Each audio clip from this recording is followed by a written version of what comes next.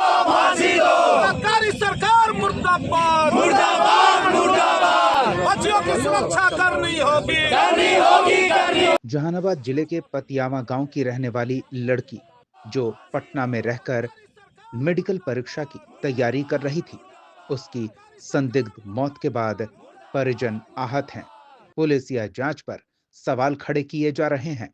परिजनों का यह भी आरोप है कि लड़की के साथ दुष्कर्म भी हुआ था। पोस्टमार्टम रिपोर्ट आने के बाद लड़की के साथ इस तरह की घटना से इनकार नहीं किया गया है। परिजनों ने आरोप लगाया कि वर्तमान जांच अधिकारी उन पर दबाव बनाकर केस वापस लेने को कह रहे हैं, जबकि पैसे लेकर भी मामले को रफा दफा करने का दबाव बनाया गया था। पीड़ित पक्ष इस मामले में हॉस्टल, हॉस्पिटल और पुलिस की भूमिका पर सवाल खड़े कर रहा है।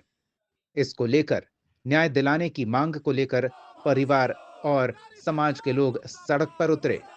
मामला सुर्खियों में है और जिस तरह से पूरे मामले की लीपापोती का आरोप पीड़ित परिवार लगा रहा है और इसमें हॉस्टल संचालक, हॉस्टल वार्डन, हॉस्पिटल की पूरी व्यवस्था, हॉस्पिटल में कार्यरत एक कोई डॉक्टर संतोष जिनका नाम पीड़ित परिवार बता रहा है, और हॉस्टल स्टाफ ने जिस तरह से पीड़ित परिवार से दुर्व्यवहार किया, उन्हें अपनी ही बच्ची से मिलने से रोका गया और फिर बातचीत करने का जब बच्ची प्रयास कर रही थी तो पीड़ित परिवार को उनके पास से भगा दिया गया। ऐसे आरोपों के बाद पुलिस के पास जब पीड़ित परिवार पहुंचता है तो पुलिस के व्यवहार को लेकर भी पीड़ित परिवार इस मामले की लीपापोती का अंदेशा जता रहा है। पीड़ित परिवार के साथ खड़े होने के बजाय पुलिस आरोपियों को बचाती दिख रही है। ये आरोप पीड़ित परिवार का है।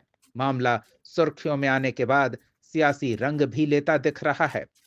एक दिन पहले पूर्णिया सांसद पप्पू यादव जहां पतियावा गांव पहुंचकर पीड़ित परिवार से मिले और कहा कि सत्ता और सिस्टम में बैठे लोग सुरक्षित रहेंगे, तब तक समाज की बेटियां असुरक्षित रहेंगी। उन्होंने बार बार पूरी व्यवस्था पर सवाल खड़े किए और उचित जांच के बाद सभी दोषियों के खिलाफ कार्रवाई की मांग की। इसके बाद प्रशांत किशोर भी पीड़ित परिवार से मिलने पहुंचे। पहले आप सुनिए पप्पू यादव ने पीड़ित परिवार से मुलाकात के बाद क्या कुछ कहा। इसके पीछे कौन है? शिव या अंशु अग्रवाल या नीलम या शंभू, ये जो अग्रवाल हैं, सरवन अग्रवाल, ये इनके बारे में पहले से भी सेक्स रैकेट की बात आती है। पटना में सेक्स रैकेट, रसूखदार और हॉस्टल वाले लगभग जाइए बोरिंग रोड, जाइए जहाँ हॉस्टल है। मैंने यह सवाल पहले भी उठाई कि बच्ची सुरक्षित नहीं है किसी की। जब कुछ दिन पहले वो एक भाड़ा के घर में रहते थे, आज 23-24 हॉस्टल उनको कहाँ से आ गया? क्या जादू मंत्र था?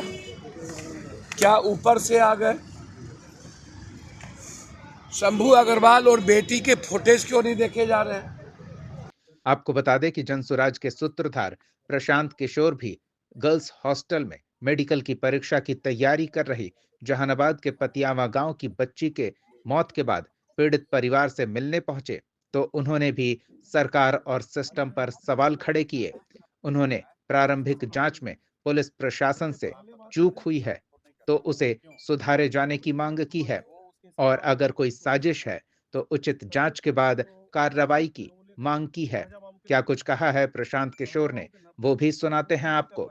जहानाबाद न्यूज के लिए वरुण कुमार की रिपोर्ट। के घर पर इसलिए आए हैं कि उनके जो पेरेंट्स हैं, जो माँ हैं बच्ची की और उनके पिताजी हैं, भाई हैं, उनसे बात कर सकें, समझ सकें कि क्या मामला है।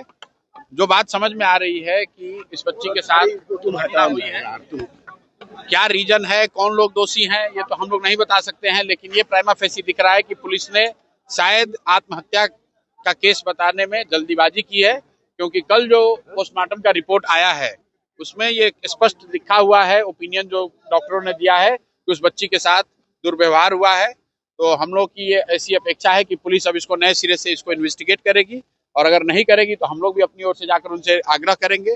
आज या कल पीड़ित परिवार की जो लोग हैं उनको हम लोग ले जाकर एसपी, एसएसपी या उनसे वरीय पदाधिकारियों से मिलाएंगे और उनसे अनुरोध करेंगे कि हर हालत में उस बच्ची के साथ इंसाफ होना चाहिए और पुलिस से अगर जो शुरुआती गलती हुई भी है तो अब ये समय है उसको सुधारा जा सके।